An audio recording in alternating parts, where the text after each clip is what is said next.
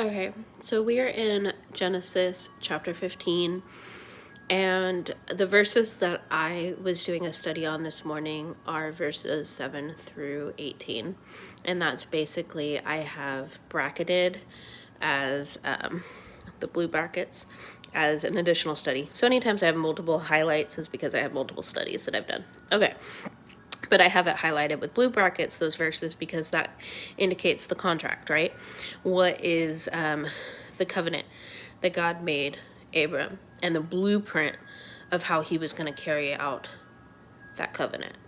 Okay, so the Lord was encouraging me. I've been waiting 8,147 days for a promise that was sworn by oath to me. And for those who are good at math, that was almost 23 years ago.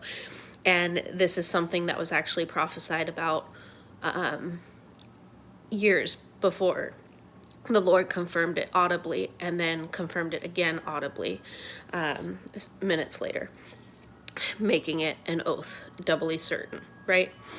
Okay, so I struggle a lot, and anytime you might notice there's lots of gaps between my videos. I have 6 months of videos scheduled on a scheduler, but I push them back because when I struggle, when I contend with the Lord about how cruel it is that I am being suffered, that I am being made to suffer for the sins of others, and how just simply cruel it is, I get really, I tend to just wait until the Lord wants me to say something, just so that my heart's right?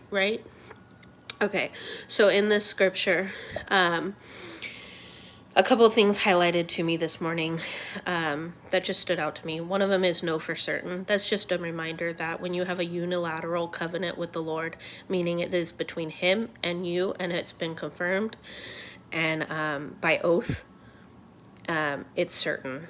The end is certain. And so that was encouraging to me.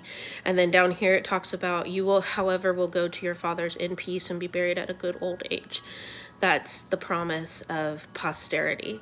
And that was something that's very encouraging to me because sometimes it just feels so unfair that I've waited so long and it just feels cruel and not just. And he promises posterity to me.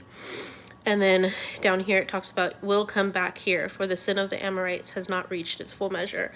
This is talking about how God was patient in judgment towards the wicked.